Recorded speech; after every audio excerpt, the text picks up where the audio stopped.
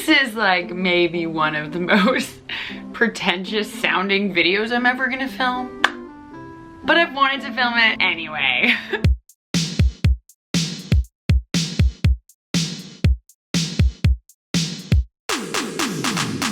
What's up you guys, it's Adrienne Finch. Welcome back to my channel. In today's video, I'm gonna show you guys every Apple product that I own and kind of differentiate between what I use each for. So obviously if you've been here for a while, you know that I'm obsessed with all things Apple and technology. You can literally see that I have a stack of just not only iPhone cases, but all of the boxes of Apple products that I've had in the past. I have many Apple products and I have pretty much gotten every model of iPhone as it's come out. The iPhone 11 was actually the first one I didn't get because I think my camera is better. I have the XS Max, the 10S Max, and I still think my camera is better than the iPhone 11, but that can stay up for debate. And if you are new here, welcome, hello. I have a vlog channel as well if you guys didn't know, so hit subscribe to this channel. I will link down below some playlists and specific videos that dive deeper into each of these products in case you're interested in checking those out. And of course, as always, comment down below any other video suggestions, things you guys want to see from me. Without further ado, let's get started.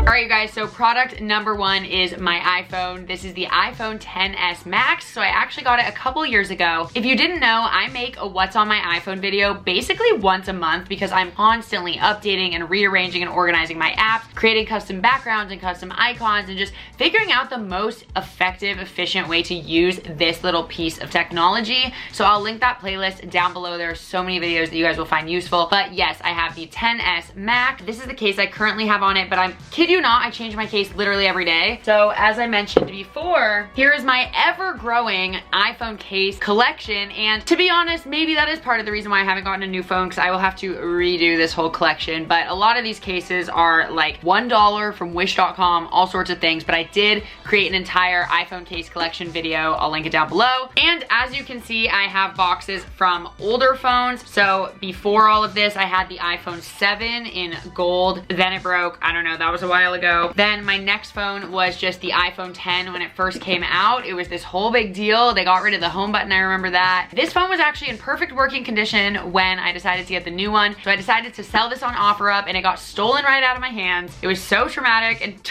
I hate even thinking about it. I made a video talking about that too. I'll link that too. But I keep all the boxes. I don't know why. I'm just weird like that. And then of course, here is my current phone, which is the XS Max. I have the 256 gigabyte phone in case you're wondering, and it is the gold one. Is that it? Yeah, gold, whatever that color is. Gold.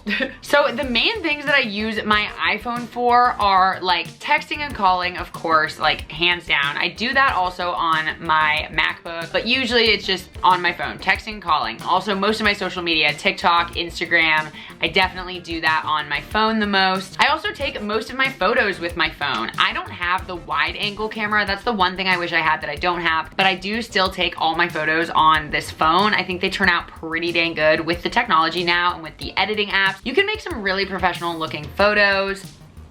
Dang. Let me know if you guys want me to do a video specifically on like how I edit photos on my phone, because I feel like I tend to use apps that fewer people use and I really like them, so let me know. At the end of the day, I can do everything from this device if I want. I don't prefer to respond to emails on my phone, but I can if I need to, you know? That being said though, even though I can do most things on it, whenever I'm traveling or even just like spending the night at someone's house, I always bring my laptop. I have this weird thing where like if I have my laptop and my hard drive, I feel like I'm totally fine, because if anything came up, if there was any work emergency or editing emergency, like my laptop's where it's at. I know I feel good, but some people are like, you're weird, you bring your laptop literally everywhere, but I don't know.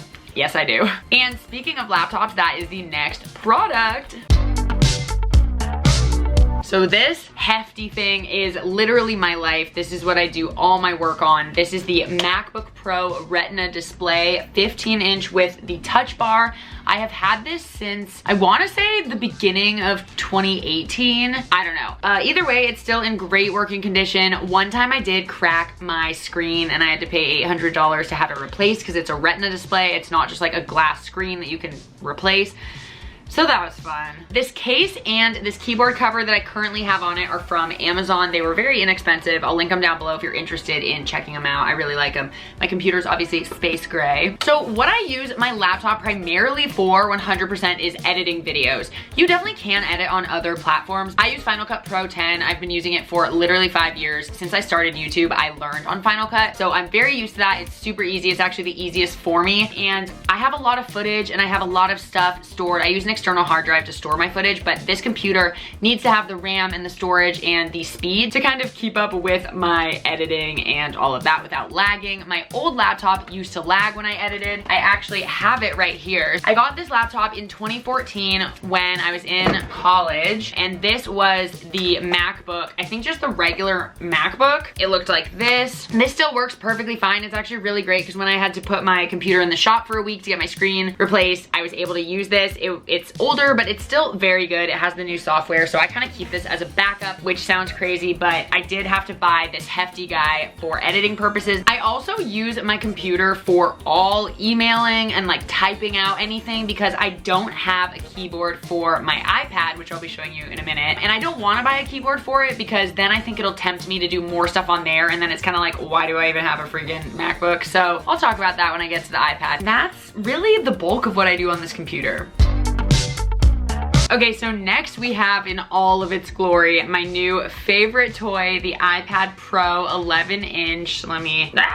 Here is the beauty itself and what she looks like. I did literally just film a what's on my iPad Pro. So again, I'll link that down below. I'll link all these down below. But here it is. So it's the 11-inch one. And I basically tell over there like why I decided to get this, because as much as I love Apple products, I still want to avoid like buying the new gadgets just because I think it's cool. I want to make sure that I actually use them, because so many times in the past I've bought devices, especially Apple devices, and not ended up using them literally at all. Exhibit A, this iPad mini I bought for $99 because there was a Black Friday sale and I was like, it's only $99. Not only did I end up paying 10 bucks a month for like 2 years for the service on it that I didn't need, but I literally did not use this. So, but it's okay, in the spirit of growth and learning, I have learned not to do that anymore. So before I got this iPad, I was very, very, very cautious and careful that I would actually use this. So you can check out all those reasons and whatever over on that video. But this is my new pride and joy. Honestly, I use it for so many more things than I ever thought, and I'm still learning because I just got this like maybe a month ago, less than a month ago. I have actually the same background on my iPad as I have on my MacBook. Over on Procreate, which is like the app that I use for most of my drawing and kind of graphics and stuff, I've actually created like a whole folder of just wallpapers. One of my favorite ones is this one with a Nike shoe on it. What's really cool is you can basically put any image on here and then just create a layer on top and like trace it and draw it and color it. And so that's what I did with this shoe, and I think it turned out really sick. So I'm obsessed with this iPad. This case is from Amazon. It's one of those flippy ones. It keeps it protected. It's a little bit annoying when I'm just trying to use it like this, or if I'm trying to like take a video, to be like literally that mom that's just like, okay, smile, honey. But it's super nice because you can do the whole like foldy standy thing and whatever. Also, lo and behold, I can use this as like a side monitor for my laptop. We're not that advanced yet. I haven't learned how to do that, or whether I even want to do that. Because another thing about technology is I get very easily overwhelmed, so I love it and I love utilizing it, but sometimes I want it to just be a little bit more simple. Like, I don't need to use every single device for every single thing I do, right? And we'll get into a little more of that when I talk about my watch. So what I mostly use it for is Procreate, and then I use GoodNotes. So GoodNotes is a very popular note-taking app. A lot of students love to use GoodNotes. What I've been using it for mostly is my digital planner. So I actually designed and created this digital planner, and stay tuned because like I want to know if you guys are interested in more videos about this if you want, and also if you would ever be interested in me releasing this or giving you guys a download to the planner template. But what's really cool is that essentially here is what it looks like. You gotta see the cover. Here's the cover that I made 2020, and then if you tap any of these pages or these tabs, it goes to those pages, which is super cool. So it's actually clickable, which is sweet. And I basically created a page for each month, a page for each week, and they have like goals on them and and things I'm grateful for, and basically like my top things that I have to get done each month and each week. And then every single day has its own page, and it's custom to me, because what I have found is that I just have a really hard time finding a planner that actually works for me.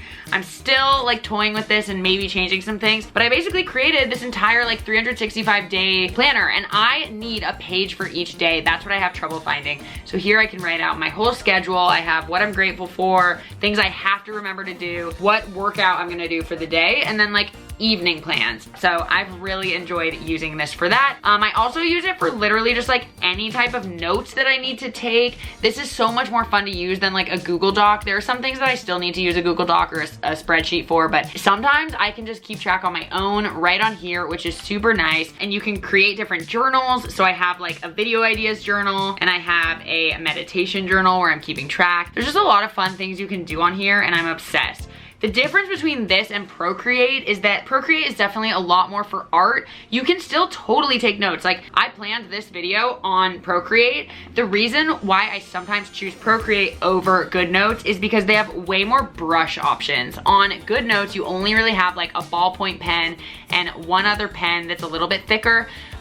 Or there's 3 pens total, but like, I just don't love the way they look. This one has like a million different ones, so it's way more fun to take notes or to like plan something on Procreate. I love it, and you can do art. So I've just been having a lot of fun creating different like textures and things for my videos, as you guys are seeing, and I'm obviously gonna get better and better at them. I wish there was an easier way to do it besides just creating this, saving it as a photo, and then putting the photo on top of the video, but whatever. So I love this, and the screen is big, and honestly the quality is incredible. Plus, if you remember me talking about how I don't have a wide camera on my iPhone, this has the wide lens, which is awesome, and it keeps me from even needing the new phone, even though I'll probably end up getting the new phone because that's what I tend to do.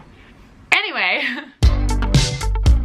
the next product that I have that goes with the iPad is the Apple Pencil. This is the 2nd gen Apple Pencil because this is the one that goes with that iPad. Fun fact, how this all even started, why I even thought I might want to get an iPad, was because I wanted Procreate, and I was like, wait a minute, I have an iPad, and I looked up whether it's compatible with Procreate, and it is. However, the iPad is literally so slow and so old that even though I could use Procreate, it was like not having it. But before I knew that I wasn't having it, I bought the pencil that would go with that iPad. So this is the 1st generation Apple Pencil. It's literally brand new, still in the box. I'm probably just gonna try to sell it on like Mercari or something and get some money back for this because I frankly just forgot to return it on time. But that's besides the fact. This is the one I use. It's freaking amazing. I also put a screen protector on my iPad that feels like paper. It's not that paper-like one, but it's another brand. I'll actually link that down below as well. It is incredible. It literally feels like paper, and it feels so cool to like write with and touch.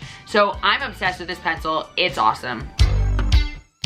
Only 2 more products to go. The next product is my Apple Watch. This is the Series 5 watch. I had the Series 4, and then my gym ended up giving us free Series 5 watches. Pretty sick deal. And again, the Apple Watch was something I was very hesitant to get as well. And if you want to hear kind of why and what that thought process was, I do have a video unboxing this and talking about that. I'll link all of these down below. But yeah, mine is the rose gold 44mm, I think, Series 5 watch. And to be honest, all I really use my watch for is texting, not like actually sending text, but what is so nice about this watch is that it makes me feel a lot more okay with putting my phone away for like hours. Because I know that if there was an emergency, or if, you know, if someone does call or text me, I can see who it is so that I can basically vet, like, do I need to go grab my phone or not? And some people think like, oh, but doesn't that make you online more? And like, yes, in a way, because it's connected to your body, but at the same time, I feel like when I didn't have this watch and I put my phone away, I'd be kind of worried that I'd be like missing something important, or that I would need to get back to someone about something. Granted, that's obviously a bigger commentary on how unhealthy it is that everyone assumes you're online all the time, but that's besides the point. I was actually a little hesitant about this, but it turned out to be the best thing in the whole world. I love the fact that I can put my phone away and not just be like, almost like involuntarily picking it up to like see if there's a notification. It's just like, if I get a text, I can see it right here. I can respond if I want. I can use my voice, or I can just draw it out. I can answer a call if I want. So it's super nice. And then the second biggest thing, or the third, I guess, text and calls. And then the third is for my workouts. So I obviously use the workout app on here, but also my gym Basecamp has their own app that syncs up. So what's so cool is I get so much data about my workouts. I used to think I wasn't really gonna care about that, but it's honestly so cool to look at and see like, oh, this is what happened during this workout, or like, oh, this workout wasn't as hard, or oh, my heart rate was way higher than I thought, and that didn't feel like as hard of a workout. So I love tracking my workout. Those are really like the only 3 things I do on here, but I did just learn a bunch of cool like tips and hacks and kind of like ways to customize this. So I think I'm gonna make a whole nother video just on customizing my Apple Watch and like the top apps that I do use and that I do like. So let me know, give this video a thumbs up if you wanna see something like that. And then last but certainly not least, I actually forgot about these when I was planning the video until I saw them on my nightstand, is my AirPods. So these AirPods I got for my birthday like 1 or 2 years ago. They're just the normal ones, not the pro ones, but honestly, I love these. They're awesome. They just make doing anything so easy with headphones. Like I can just walk around, not get my cords tangled and all of that. So I love these. I don't think the microphone is as good as like the wired headphones, but seriously, they're so handy. Obviously, a lot of people's concern with these is losing one of them, but fun fact, you can actually chirp it. Like if you lost one, you can go on Find My iPhone and you can like chirp just like the left one or just the right one. It makes it make a sound so that you can maybe find it. Like how the heck would I have found one tiny white earpod? I don't know, I probably wouldn't have. All right, guys, that is all my Apple products that I own. I wonder if I'm forgetting anything, but I don't think I am. Hope you enjoyed this video. Let me know what else you wanna see. That's really all. I love you guys so much, and I'll see you in the next video. Bye.